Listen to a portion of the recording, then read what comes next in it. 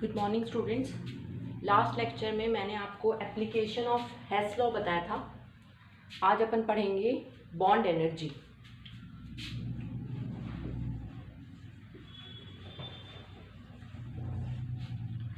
देखो, bond energy क्या होती है कि कितनी अमाउंट ऑफ एनर्जी चाहिए to break the bond in 1 mole of substance. 1 mole of substance में बॉन्ड्स को तोड़ने के लिए जितनी भी एनर्जी चाहिए उसे कहते हैं बॉन्ड एनर्जी। मतलब 6.023 इंटू 10⁻23 बॉन्ड्स को तोड़ने के लिए जितनी एनर्जी चाहिए उसे बोलते हैं बॉन्ड एनर्जी। ठीक है। अब क्या होता है, जैसे डायएटॉमिक मॉलिक्यूल है। डायएटॉमिक मतलब जो 2 एटम से बना है। डायएटॉमिक मॉलिक्यूल की बॉन्ड एनर्जी तो क्या हुआ, HCl है जैसे गैस, तो वो टूटा और जो 2 एटम्स हैं उसके जो भी डेल्टा H रिलीज हुआ वो इस बॉन्ड की एनर्जी है HCl बॉन्ड की। तो इजीली निकाल सकते हैं अपन डायएटॉमिक मॉलिक्यूल की बॉन्ड एनर्जी, तो क्योंकि 2 ही एटम्स हैं, जो भी डेल्टा H निकलेगा वो इसकी बॉन्ड एनर्जी है कि कितनी एनर्जी इसको तोड़ने में लगी। लेकिन जब पॉली एटमिक मॉलिक्यूल्स होते हैं, जब एक से ज़्यादा एटम्स हों जिस मॉलिक्यूल में, पॉली एटमिक मॉलिक्यूल्स होते हैं जैसे कि CH4। अब CH4 में 4 CH बॉन्ड है। ठीक है। हम चाहते हैं जैसे एक CH बॉन्ड, ये मैं बना लेती हूँ, मतलब टेट्राहाइड्रल होता है जैसे CH4 टेट्राहाइड्रल बना लेते हैं। ठीक है। अब अपन ने मान लो इसकी एक CH बॉन्ड को ब्रेक डाउन कर दिया, ये एक CH बॉन्ड तोड़ दी, तो क्या रह गया, CH3 रह गया। तो एक CH बॉन्ड में मान लो एक CH बॉन्ड को तोड़ने के लिए मान लो 498 किलो जूल एनर्जी लगी।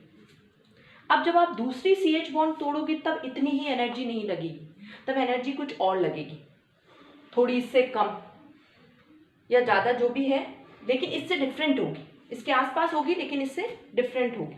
क्यों? क्योंकि जैसे ही एक बॉन्ड टूटती है उस मॉलिक्यूल की ज्योमेट्री क्या होती है, चेंज हो जाती है। जैसे अभी ये 3 बॉन्ड का मॉलिक्यूल हो गया तो इसकी ज्योमेट्री चेंज हो गई। ज्योमेट्री चेंज होते ही जब अगली CH बॉन्ड टूटेगी तो उसकी एनर्जी अलग होगी। फिर इसको तोड़ने के बाद जब 2 CH बॉन्ड बचेंगे तो उनको तोड़ने के लिए अलग एनर्जी चाहिए होगी। जैसे मान लो नेक्स्ट CH बॉन्ड में 428 लगती है, फिर अगली तोड़ते हो तो 414 लगती है, अगली तोड़ते हो तो 404। इस तरह से डिफरेंट डिफरेंट एनर्जी देनी पड़ेगी अपन को हर CH बॉन्ड को तोड़ने के लिए। लेकिन ज़्यादातर अपन ऐसे डिफरेंट एनर्जी नहीं बताते, अपन बताते हैं एक एवरेज CH बॉन्ड की एनर्जी। वो अपन कैसे निकालते हैं, इन सबका टोटल करके 498, 428, 414, 404 डिवाइडेड बाय 4, तो इससे जो एनर्जी निकल के आएगी वो आएगी average bond energy of CH। और वही एनर्जी बताई जाती है कि एवरेज जो चाहिए वो क्या है, average bond energy of CH। ठीक है, ये इससे निकल के आ जाएगा। तो पॉली एटॉमिक मॉलिक्यूल में अपन इस तरह से निकालेंगे। ऐसे ही अगर NH3 है तो पहला NH बॉन्ड टूटेगा तो अलग एनर्जी होगी, दूसरा टूटेगा अलग। लेकिन एवरेज कैसे निकालोगे, तीनों NH बॉन्ड की एनर्जी डिवाइडेड बाय 3, तो जो आएगी वो एवरेज NH बॉन्ड की एनर्जी हो जाएगी। और कई बार क्वेश्चन ऐसे आ जाता है कि आपको CH बॉन्ड की टोटल एनर्जी दे दी जाती है कि मान लो 1600 पूरे मिथेन मॉलिक्यूल की एनर्जी है, तो पर CH बॉन्ड कितनी एनर्जी होगी, तो आप उसको 4 से डिवाइड कर लो, तो पर CH बॉन्ड एक CH बॉन्ड की एनर्जी आपके पास निकल के आ जाएगी। तो ये 2 केस अपन को जरूरी है, एक तो डायएटॉमिक। डायएटॉमिक में तो क्योंकि बॉन्ड ही एक ही है 2 एटम के बीच में, तो वो जो टूटेगा वो एनर्जी उसकी डिसोसिएशन एनर्जी है। पॉली एटॉमिक के केस में एवरेज निकालना पड़ता है।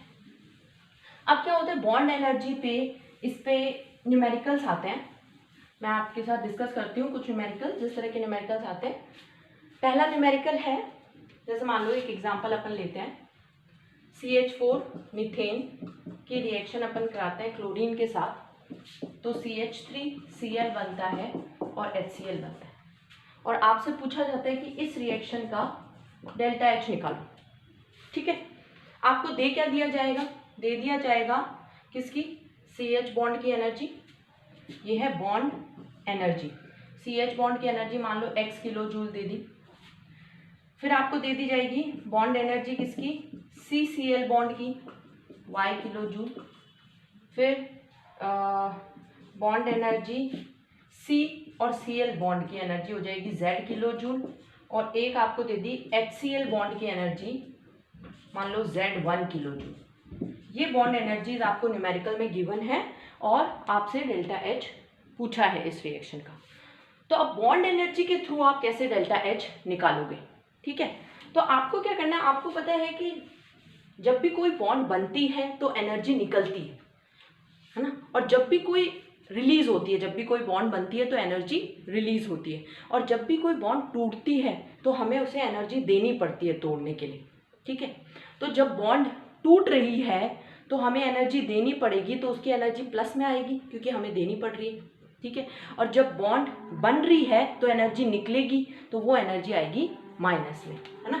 बॉन्ड मेकिंग, जब बॉन्ड बनेगी, ठीक है, तो एनर्जी क्या होगी, नेगेटिव, रिलीज होगी। और जब बॉन्ड टूटेगी, बॉन्ड ब्रेक होगी, तब हमें एनर्जी देनी पड़ेगी, वो क्या होगी, पॉजिटिव। तो अब आप इस न्यूमेरिकल को ऐसे सॉल्व कर सकते हो। देखो यहाँ पे CH4 मीथेन दे रखा है और उसकी एक CH बॉन्ड टूट रही है। देखो एक CH बॉन्ड टूट रही है और CCl बन रही है, तो एक बॉन्ड टूट रही है, तो हमें एनर्जी, हम डेल्टा H कैसे निकालेंगे, हमें एनर्जी देनी पड़ेगी, तो बॉन्ड एनर्जी किसकी, CH बॉन्ड की। फिर CCl भी टूट रहा है तो बॉन्ड एनर्जी किसकी, Cl की। फिर CH3Cl में एक नई बॉन्ड बनी है, CCl बॉन्ड बनी है, ठीक है, तो बनी है तो एनर्जी रिलीज होगी, तो आप यहाँ माइनस कर दो, माइनस बॉन्ड एनर्जी किसकी, CCl की, है ना, क्योंकि बॉन्ड बनेगा तो एनर्जी रिलीज होगी, माइनस बॉन्ड एनर्जी किसकी, HCl की, क्योंकि H और Cl बॉन्ड भी बना है। अब इनकी वैल्यूज रख दो, इसकी है x किलो जूल, इसकी है y किलो जूल, उसकी है CCl बॉन्ड की है Z किलो जूल, माइनस आएगा ना, और लास्ट वाले की है माइनस Z1। तो ये आपका डेल्टा H निकल के आ जाएगा। इस तरह से बॉन्ड एनर्जी अगर आपको दी हुई है तो आप उस न्यूमेरिकल को इस तरह से सॉल्व करेंगे कि जो बॉन्ड टूट रही है उसको एनर्जी देनी पड़ेगी, उसकी एनर्जी पॉजिटिव रहेगी, जो बॉन्ड बन रही है उसकी एनर्जी, उसमें से एनर्जी निकलेगी, तो जो भी उसका आपको वैल्यू दी है उसको नेगेटिव लिख दो, और इन सब से उसका डेल्टा H निकल जाएगा ओवरऑल रिएक्शन का। तो इस तरह से बॉन्ड एनर्जी के न्यूमेरिकल आएंगे। देखो एक न्यूमेरिकल और डिस्कस करती हूँ, वो इसलिए ज़रूरी है क्योंकि जो स्टाइकियोमेट्री होती है, जो जैसे मान लो 2 मोल लिए हैं किसी के, 3 मोल, तो जो उसके मॉलिक्यूल के आगे जो स्टाइकियोमेट्री लिखी हुई होती है वो भी इंपॉर्टेंट होती है। उसके लिए आप एक एग्जांपल देखो, फॉर्मेशन ऑफ अमोनिया, ठीक है, अमोनिया का फॉर्मेशन NH3 का, ठीक है। तो अब NH3 में N2 नाइट्रोजन मॉलिक्यूल, लेकिन यहाँ एक ही चाहिए तो इसको आधा कर देती हूँ, प्लस हाइड्रोजन 3 एटम्स चाहिए तो H2 3/2 कर देती हूँ, ठीक है, तो NH3 बन जाएगा। अब मान लो इसकी भी आपसे डेल्टा H पूछा है और आपको दे क्या क्या रखा है, N ट्रिपल बॉन्ड, N की बॉन्ड एनर्जी दे रखी है, ठीक है, HH की बॉन्ड एनर्जी दे रखी है और NH की बॉन्ड एनर्जी दी हुई है आपको। ये तीनों बॉन्ड एनर्जी दे रखी है, X मान लो, Y मान लो और इसको Z मान लो, और आपसे पूछा गया है कि इसकी डेल्टा H निकालो। तो अभी अपन ने देखो कैसे किया, बॉन्ड टूटे नहीं, डेल्टा H, क्योंकि N ट्रिपल बॉन्ड N टूटा, ठीक है, तो टूटा तो एनर्जी रिक्वायर होगी, तो हाफ किसकी bond energy, N triple bond N की, ठीक है, प्लस H2 बॉन्ड भी टूटा, तो ये आपको स्टाइकियोमेट्री, जो 3/2 है ये साथ में लिखना पड़ेगा। फिर किसकी बॉन्ड एनर्जी, H2, ये दोनों तो टूटे तो एनर्जी रिक्वायर्ड होगी, और ये बना तो यहाँ पे आप क्या करोगे, बना तो एनर्जी रिलीज होगी माइनस, और बॉन्ड एनर्जी किसकी, एनर्जी, तो ये आप निकाल सकते हो। इसमें देखो आप क्या करोगे, हाफ तो x/2 हो जाएगा, इसकी वैल्यू लिखूं तो मैं यहाँ हो जाएगा प्लस 3y/2 और माइनस z, ये आपके पास निकल के आ जाएगी इसकी एनर्जी। तो ये बॉन्ड एनर्जी पे न्यूमेरिकल इस तरीके से आ सकते हैं। एक टॉपिक, लास्ट टॉपिक बचा है इस यूनिट का, वो है किरचॉफ्स इक्वेशन। अब अपन पढ़ते हैं Kirchhoff equation. Kirchhoff's equation, Kirchhoff equation अपन को क्या बताती है कि जो डेल्टा एच है और जो डेल्टा ई है, एंथैल्पी चेंज और इंटरनल एनर्जी चेंज किस तरह से टेम्परेचर पे डिपेंड करते हैं, ये हमें किरचॉफ इक्वेशन से पता चलता है। देखो मान लो एक रिएक्टेंट से ये प्रोडक्ट बन रहा है, तो अपन डेल्टा एच कैसे निकालेंगे इस रिएक्शन का, H product minus H reactant, इस तरीके से। अब मैं इस इक्वेशन को डिफरेंशिएट करूं, differentiate above equation with temperature at constant pressure, ठीक है। तो देखो क्या होगा, ये जो डिफरेंशिएट करेंगे तो delta H upon delta T at constant P आएगा, एट कांस्टेंट प्रेशर कर रहे हैं टेम्परेचर के साथ, del H P upon delta T at constant P minus del H R, R है रिएक्टेंट, पी है product, delta T at constant, ठीक है। ये आपने पढ़ा हुआ है, enthalpy change with respect to temperature at constant pressure होता है सीपी, है ना, heat capacity at constant pressure. और ये भी आपने, ये रिएक्टेंट का हो जाएगा, heat capacity at constant pressure, ये प्रोडक्ट की है, ये रिएक्टेंट की है, ठीक है। तो आप इसको क्या लिख सकते हो, ये तो हो गया सी पी लिख सकते हो, इसको सी आर लिख सकते हो, ठीक है। ये है heat capacity of product at constant pressure, heat capacity of reactant at constant pressure, और ये हो गया delta H delta T at constant. तो इस ये जो आपका डिफरेंस है उसको अपन ऐसे लिख देते हैं, delta C P that is heat capacity किसका, प्रोडक्ट और रिएक्टेंट का डिफरेंस एट कांस्टेंट प्रेशर। यहाँ पे जो पी है अब ये क्या है, कांस्टेंट प्रेशर, ठीक है। डेल्टा सी पी मैंने लिख दिया है, वो है कांस्टेंट प्रेशर पे है दोनों हीट कैपेसिटी, प्रोडक्ट की भी और रिएक्टेंट की भी, उनका डिफरेंस है जो कि किसके इक्वल आ गया, delta H upon delta T at constant P. ये जो इक्वेशन है इसी को बोलते हैं किरचॉफ्स इक्वेशन, जो हमें एंथैल्पी चेंज बताती है with respect to temperature at constant pressure. इसी को आप इंटरनल एनर्जी चेंज की फॉर्म में भी लिख सकते हो। देखो change in internal energy with respect to temperature, लेकिन यहाँ आएगा कांस्टेंट वॉल्यूम, इसलिए डेल्टा सी भी आएगा कांस्टेंट वॉल्यूम, मतलब heat capacity of reactant at constant volume minus heat capacity of product at constant volume minus heat capacity of reactant at constant volume. ये हो जाएगी इंटरनल एनर्जी चेंज के साथ Kirchhoff equation, ये है किरचॉफ्स इक्वेशन, ठीक है। अब किरचॉफ्स इक्वेशन पे जब न्यूमेरिकल आता है तो वो किस तरीके से आता है, देखो इसी को अपन इक्वेशन को थोड़ा और आगे सॉल्व करते हैं। ये अपनी इक्वेशन है, क्या है equation, delta H delta T at constant P is equals to delta C, ठीक है। अब मैं क्या करती हूँ, इस टी को उधर लेके जाती हूँ, तो यहाँ क्या हो जाएगा, delta H is equals to delta C P D T, D delta H is equals to delta C P D T.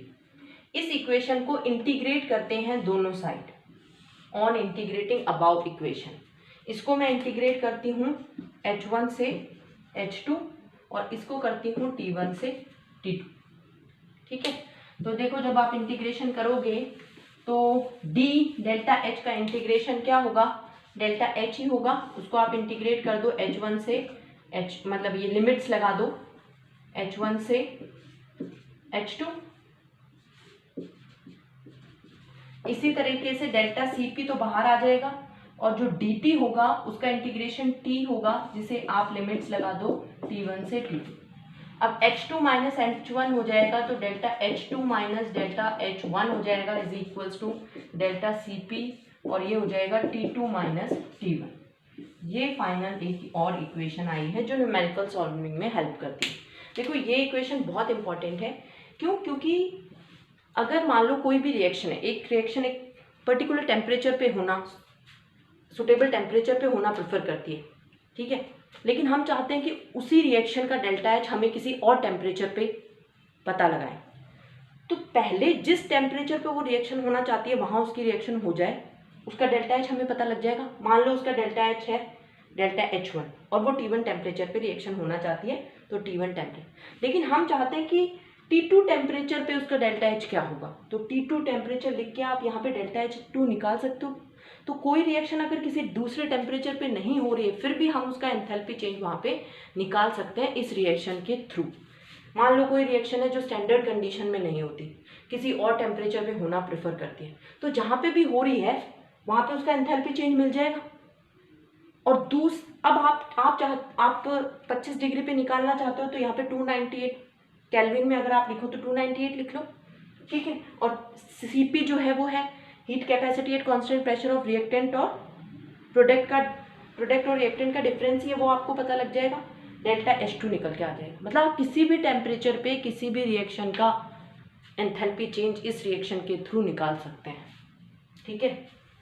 इसी तरीके से आप वो वाली इक्वेशन भी लिख लो इंटरनल एनर्जी की, delta E2 minus delta E1 is equals to delta CV। यहाँ heat capacity at constant pressure होता है T2 माइनस T1।